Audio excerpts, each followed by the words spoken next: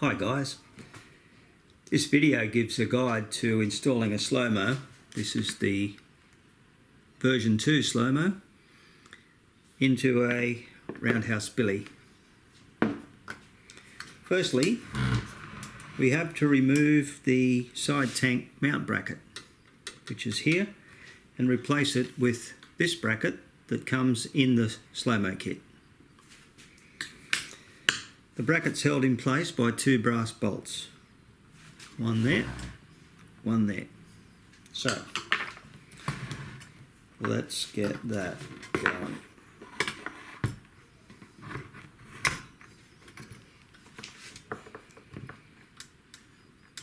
This is not the easiest angle to work on, but it means the camera and you guys can see what I'm doing.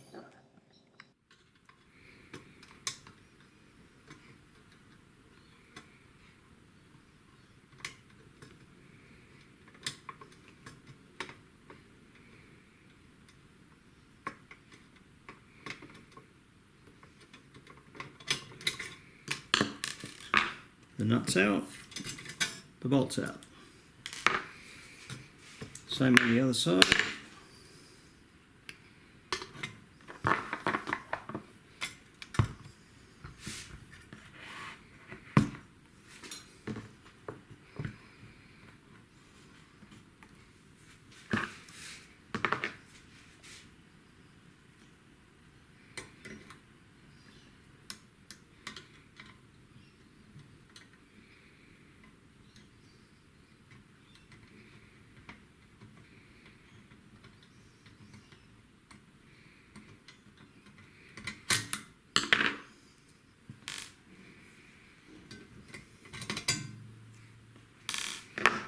With the two bolts out, we can remove that bracket.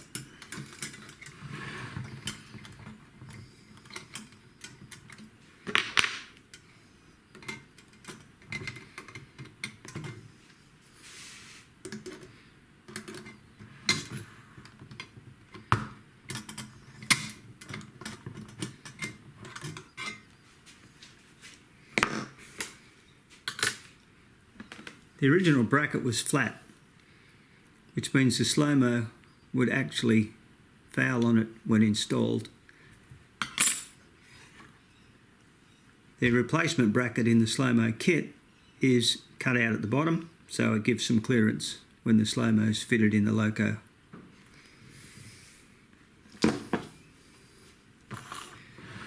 So now we need to fit that. Basically, hold it flat, get it in under the boiler, and then tip it so it's vertical. Sounds easy.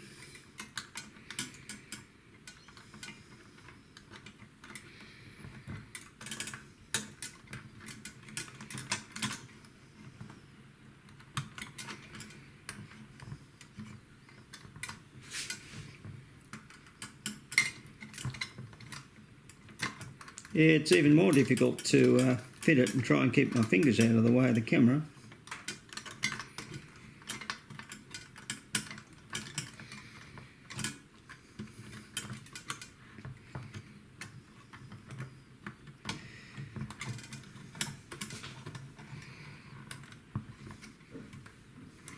Okay, there it is, basically in place.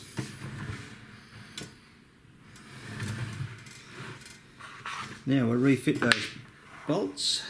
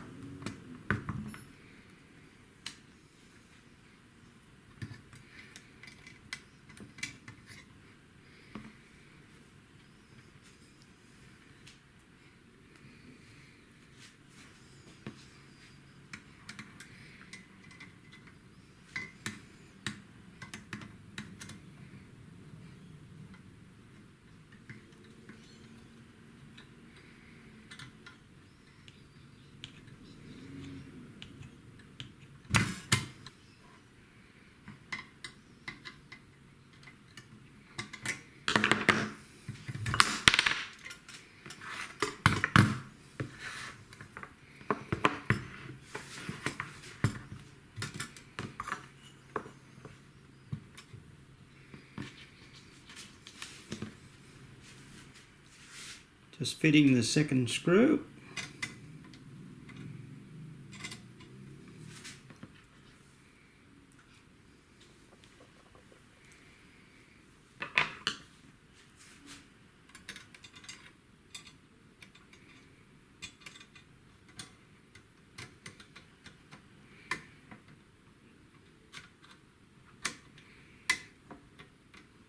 Then the nut. Now I haven't done those two bolts up tight. It's worth checking that the side tanks look parallel with the boiler and are sitting neat.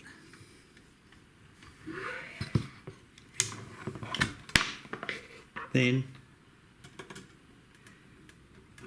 I nip up those two bolts.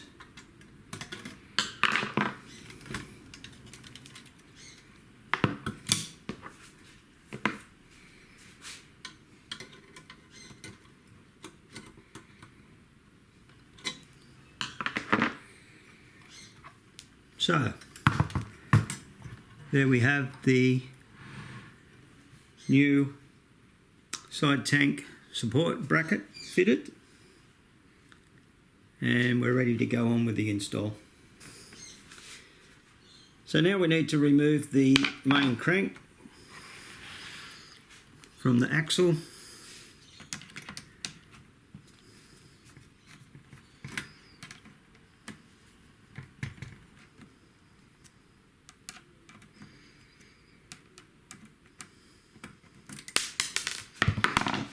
And the same on the other side.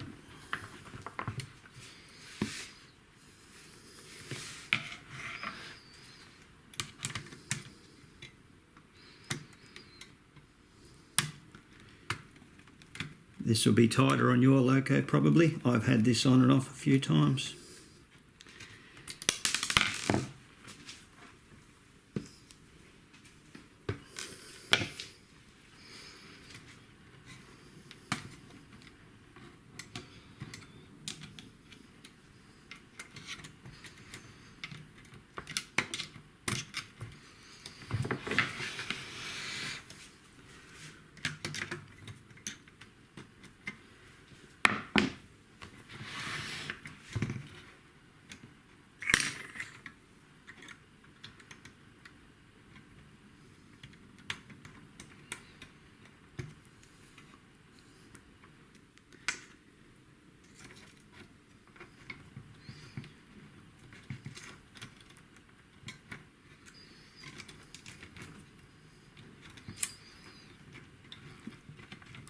Probably a little burr on the axle there from the grub screws that hold the wheels in place.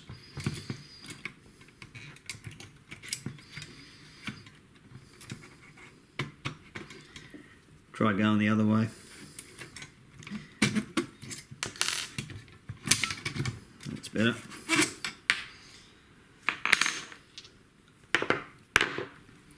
So the loco is ready. Now it's time to prepare the Slo-mo for install. There's a cover on the bottom of the Slo-mo held on by two small bolts. The Allen key that comes in the kit fits those bolts. Just remove them.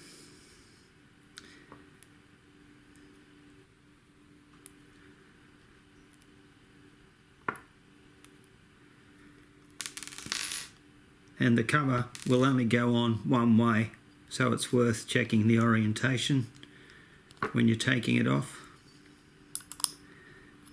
The radii, one top and one bottom. The radius on the bottom goes to the back of the Slo-mo. Now we need to remove the axle from the Slo-mo. The pulley is machined in such a way that it can only move 0.1 of a millimetre off centre when we remove the axle. Then, when the axle is put back in during the install, the pulley will realign. So you don't need to worry about that. Undo the grub screw on the pulley. You only want to go one turn. If you go too far and it falls out and drops in the Slo-mo, we've got a problem. So we've released the grub screw, pull the axle out.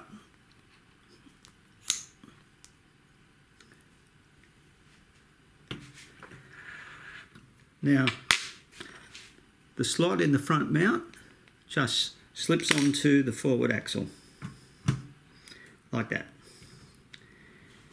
Swing the Slo-mo in, but if it's the right way around,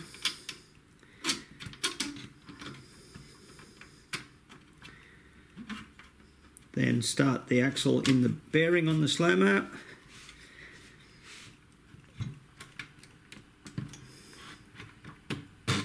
Push it through till it's just protruding, and get your other wheel on.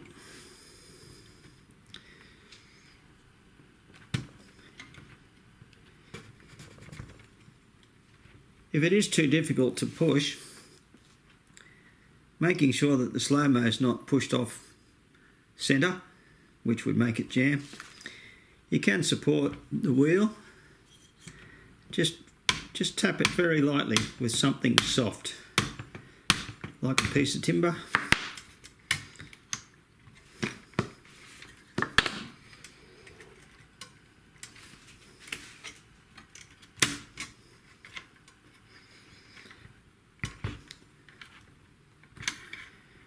That.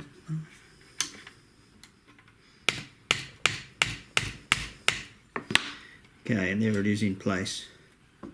At this point, I would normally refit the main cranks.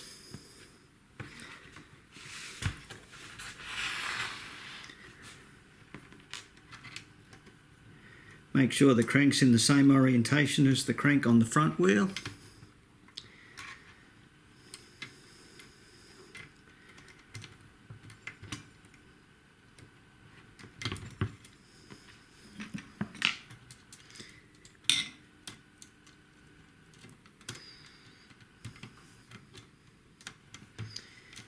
If you're having trouble getting that crank back onto the axle,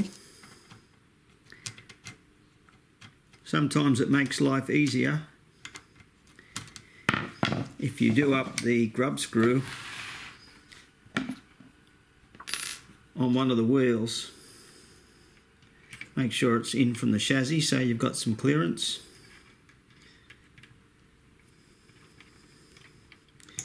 Just gives you something to hold the axle with.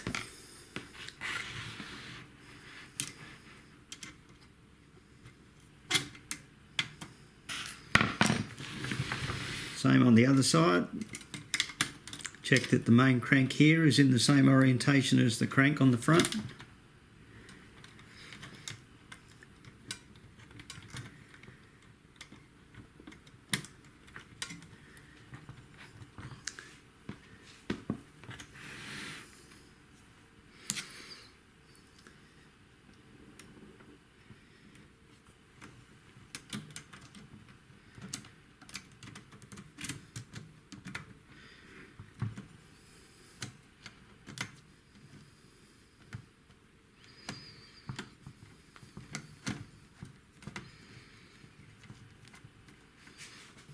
And I will tighten those again later.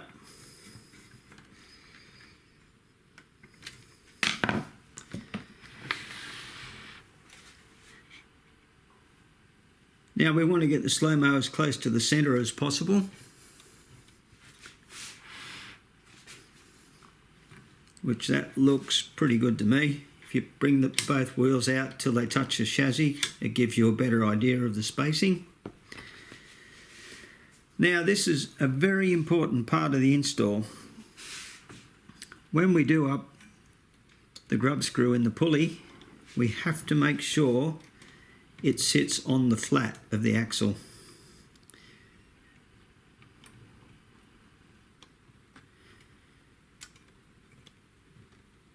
So I lined that up as I pushed the axle through. I had the flat on the top so the grub screw could pick it up. If you're doubtful, you can usually feel, I can tell that that grub screw is over the flat because it's picking up the edges of the flat but loose in the centre. it's really important that that grub screw lands on the flat on the shaft. Here's one I prepared earlier.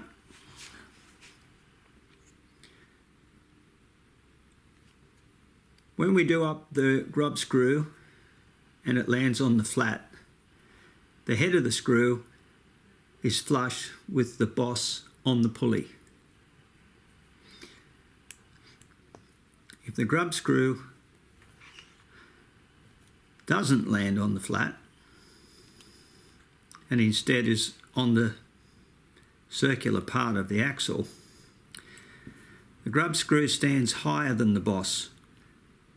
That grub screw will interfere, it will hit one of the gears inside the Slo-mo and damage the teeth. So what we're trying to do is make sure the grub screw lands on the flat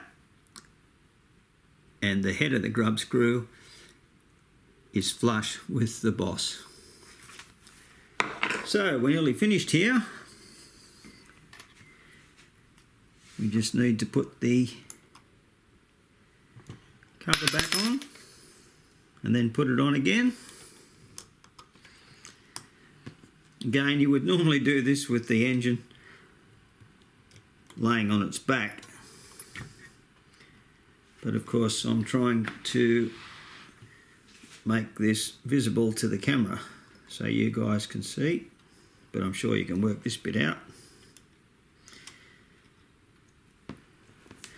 Make sure that goes on in the orientation that you came off in.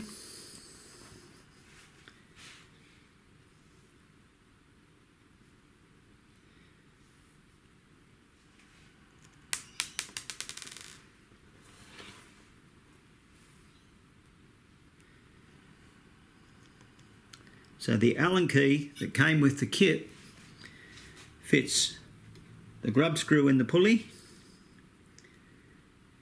and these two little bolts that hold the cover on. So there it is, finished. So all you need to do now is set your wheel spacing and give it a run. Thanks guys.